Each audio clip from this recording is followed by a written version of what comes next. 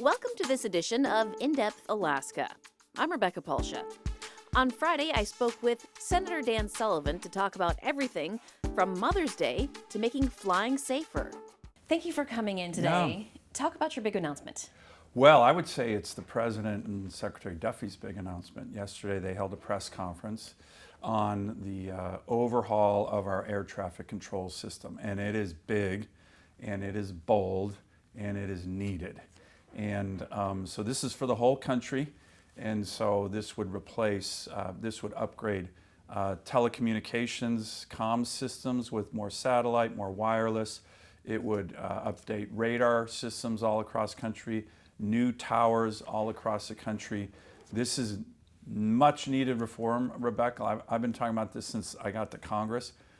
But it also, and I'm really, really thankful, has a really important Alaska component. During the press conference, the President, not just the Secretary, said Alaska is primed for aviation safety upgrades. And then they mentioned this idea that's part of these reforms. They have 174 new weather reporting systems in our state. That is just unbelievable. You may remember I was home a couple weeks ago and we talked about the $25 million for the FAA Alaska Safety Initiative, what we call the FOSI initiative that I launched with the FAA as part of a big safety initiative about 6 or 7 years ago.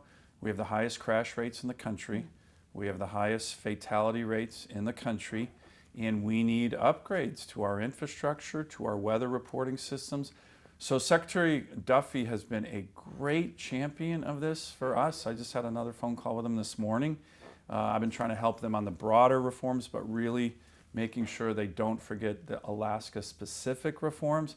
And the fact that the President of the United States was the one who said, hey, part of this reform is going to be Alaska weather reporting system. So what that is, particularly in our rural airports, where you have real-time weather data, so pilots know if you're flying into, Rampart or Unalakleet or a place like that, you have the upgrades in terms of real data. We're supposed to have these all over the state. They're often out. A lot of airports don't have this at all. And as part of this reform, the President announced 174 weather stations in Alaska, which is just massive. And then he specifically said Alaska is in need of some aviation safety upgrades. That's a talking point I've been using for 10 years. And to hear it from the Secretary and the President yesterday was really good, very hopeful, very important. Look, we need to bring our crash rates down. We need to bring our fatality rates down. I talked to the Secretary just 2 hours ago, and he said, Senator, we are 100% focused on helping you drive these rates down in Alaska. And they're putting their words to action. And these 174, are they brand new or are they replacing things? Well, it's a great question. We got to look at the details. Some of them will be new. Some of them will be updated. There's all kinds of things that I've been trying to get. I'm on the Commerce Committee, so we did the big FAA reauthorization bill last year. It was a really good bill, very bipartisan. But one of the things that we're trying to do is make it so it's more flexible to go repair these. So believe it or not, federal regulations, a lot of red tape, they say, hey, only an FAA certified official, an FAA official can go to rural Alaska to repair some of these weather reporting systems, some of the other infrastructure. And we're like, hey, look, you can get someone trained and certified. Because a lot of times what happens is they go out and then we wait. Then the community waits until an FAA official flies in from the lower 48 to go do the repair work. Well, we need more flexibility on that.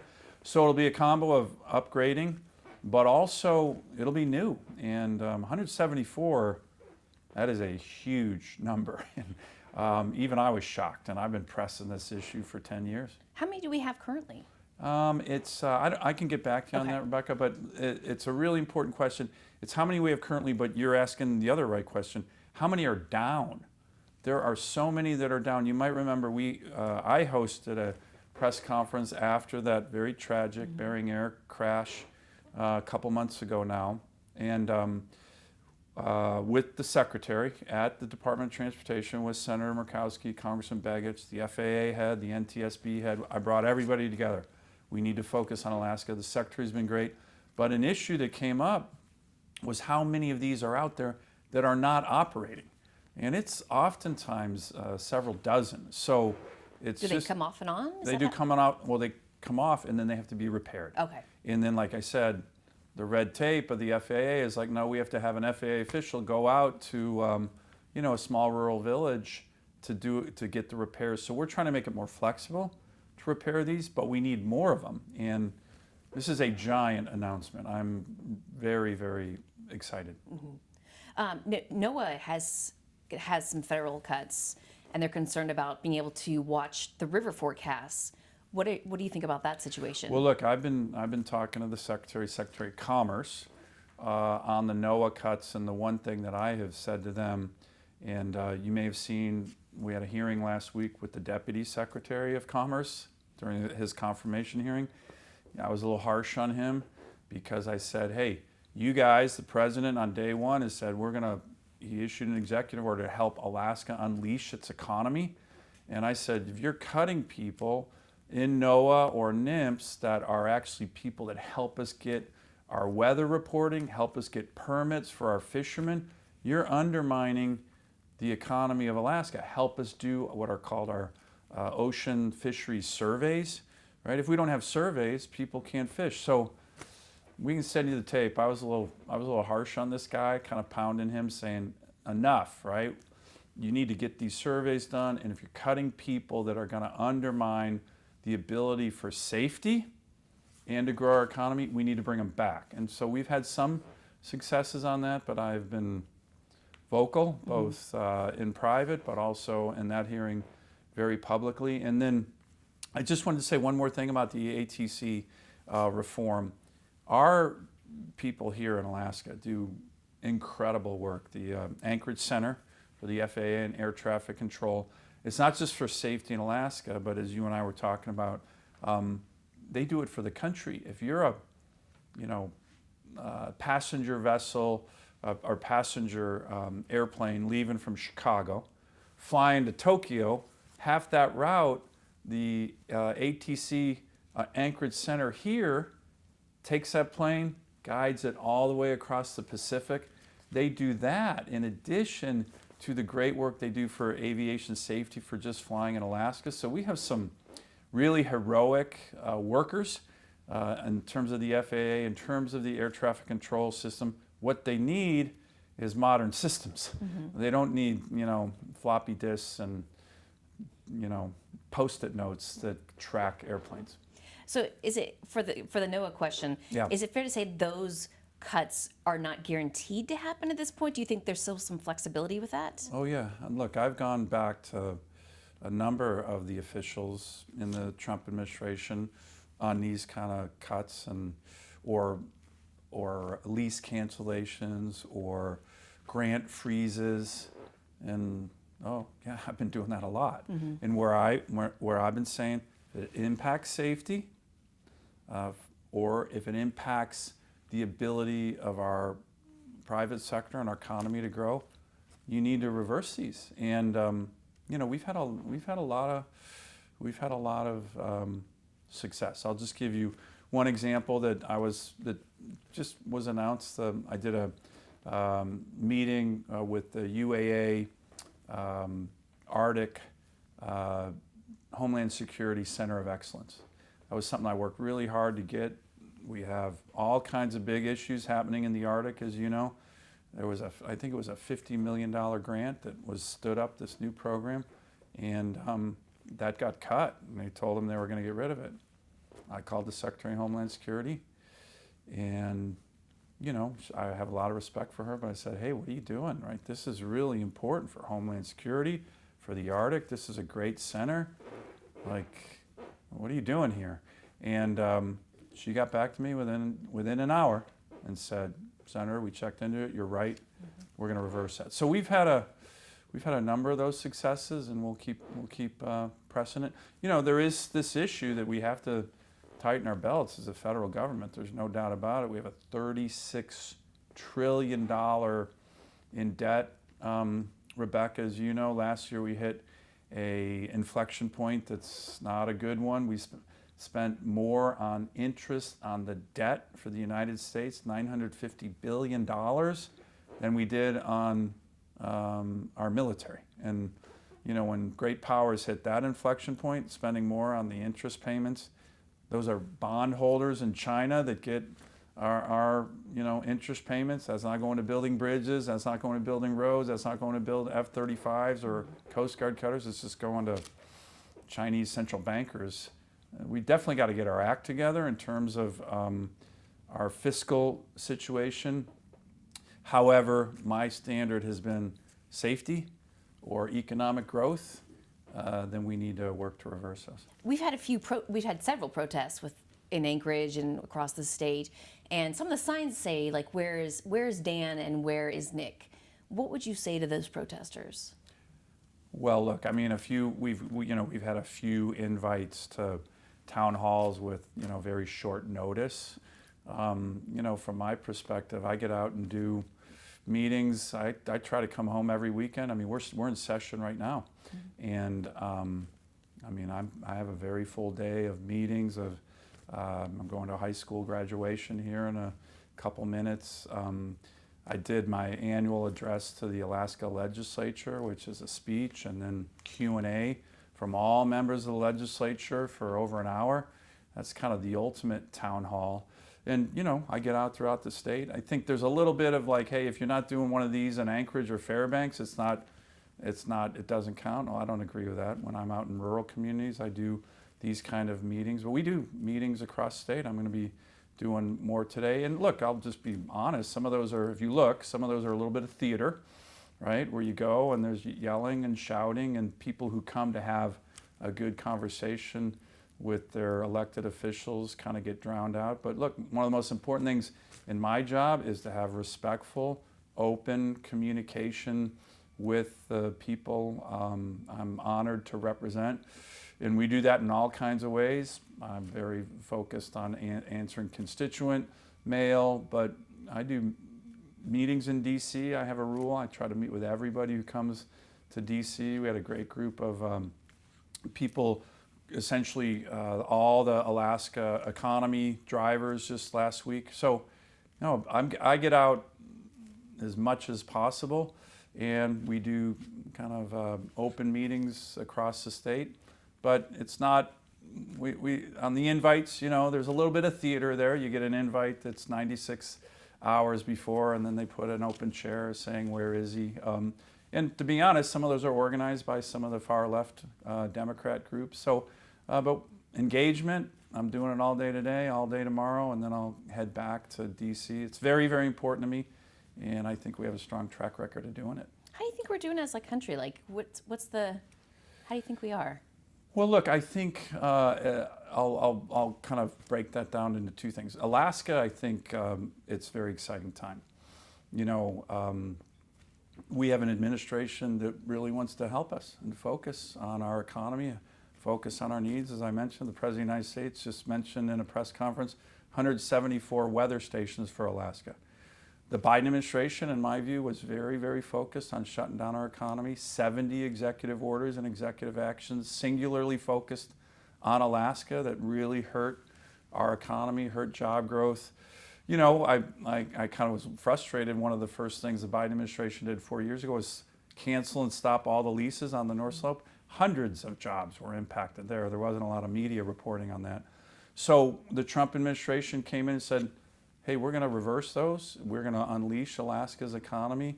We're going to help Alaska grow. We know that they were targeted by the last administration. So I think from that perspective, long-term private sector growth with the federal government that's a partner in opportunity, that's fantastic. I haven't seen a White House in my entire adult life that's been so strongly supportive of our economy, of the issues that we care about to grow our economy. I'll give you one really big example is on the gas line. We've been talking about this for 50 years. I know there's a lot of skepticism. I don't necessarily disagree that there shouldn't be skepticism, but we have the President of the United States and his entire team who are working on this almost every day.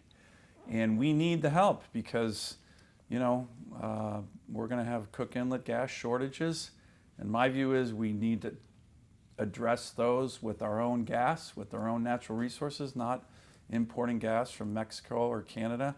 And we have an administration that really wants to help us. So from the Alaska perspective, across the board on a whole host of issues that relate to our economy, long-term wealth creation and jobs, I'm very pleased. Now, at the national level, you know, the tariffs, I think, caused a lot of concern.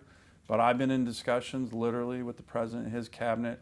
Their goal is to say, hey, we're going to do these tariff negotiations. We're going to try and bring down tariffs across the board in our bilateral trade negotiations. You saw the president announce this United Kingdom bilateral trade agreement yesterday. And then collectively turn to the real bad actor in the international trading system, and that's communist China. And I've been beating that drum for well over a decade. Part of these trade negotiations that I'm hopeful on is, and again, I talked to the president and his team recently, was including for our Asian allies requirements to purchase Alaska LNG. I mean, if we can get that done, Rebecca, holy cow, that is going to be really good for our economy. So I think that is kind of coming, that was you know, causing a lot of market turmoil and challenges. And then on the Congress side, passing this big budget reconciliation bill. We've been working really hard on that. It has a whole number of components, but that should be a strong bill for Alaska.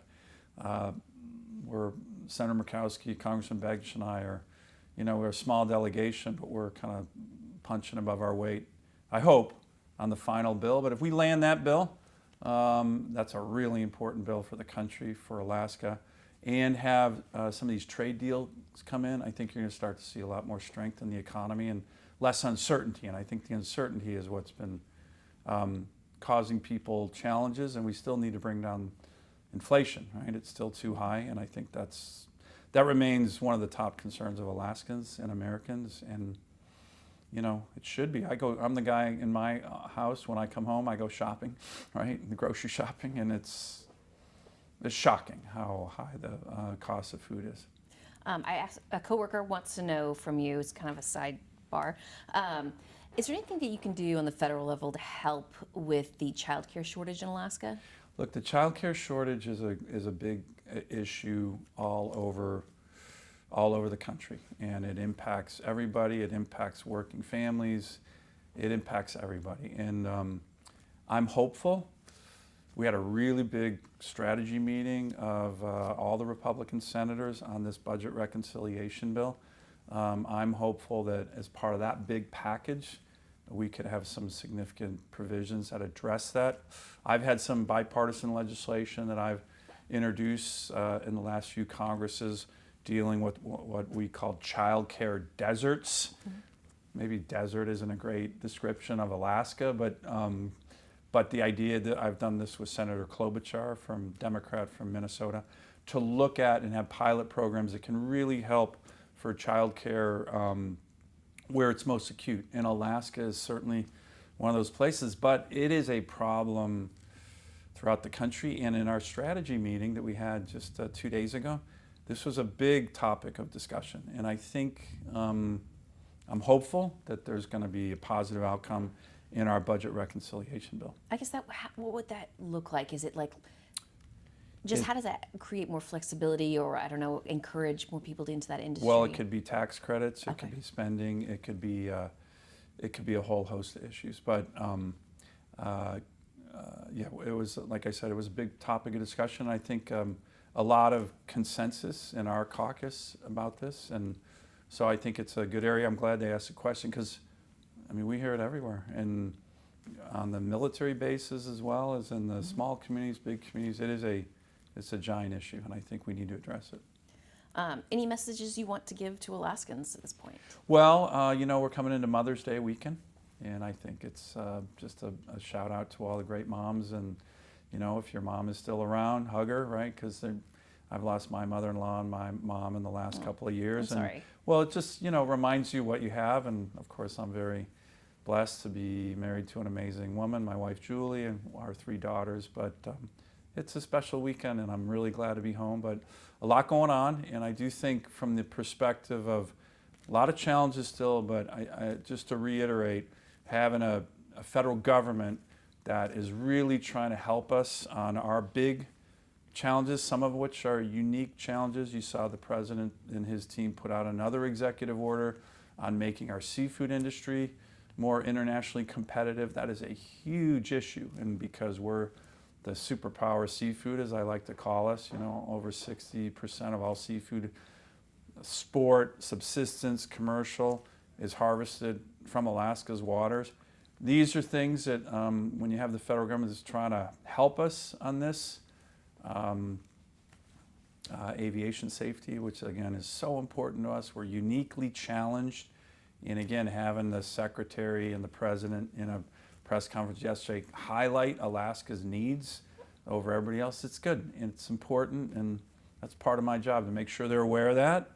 And what I'm going to be doing this summer, like I've done every summer, whether it's a Democrat or Republican administration, I'm going to be bringing up these cabinet officials. I'm going to be bringing up these admirals and generals and cabinet officials to Alaska. Hey, come here, see us, meet my wonderful constituents, hear directly from Alaskans. So stay tuned. We're going to have a lot of visitors this summer. Any previews of who's coming? Well, I think we're going to have the Secretary of Interior, the Secretary of Energy, the EPA Administrator. I was just texting him this morning on his trip. The Chairman of the Joint Chiefs of Staff, brand new chairman. I think they're all going to be here within the next month, and I think that's a good mix because these are all really important cabinet officials, part of our economy. And one of the things that I do, Rebecca, every one going through Senate confirmation, I take that role, the advice and consent role of the Senate, really, really importantly. If you look at my schedule, an enormous amount of my time is spent, particularly now as new administrations come in, meeting with the people who are going through Senate confirmation, not just the cabinet officials, but the deputy secretaries, undersecretaries, assistant secretaries. I try to meet with all of them because I talk about Alaska, I talk about our challenges, and I always get a commitment from them. You got to come up to Alaska with me. I'll show you around. You got to see our wonderful state, our constituents, our incredible Alaskans, what they're doing.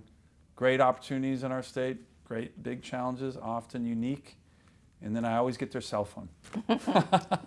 Because sometimes once they get confirmed, they're like, wait, who are you? I'm like, well, you know who I am. I'm going to call you or text you like, come on, Mr. Secretary. You promised me you're coming up. Get up here, right? So come up in the summer. I had a couple just in the hearing yesterday saying they wanted to come up in the winter when it's 30 below. And I said, all right, we'll do that too. That's awesome. Thank you to Senator Sullivan for sitting down with us, and thank you for listening to In Depth Alaska. Please like and follow this podcast.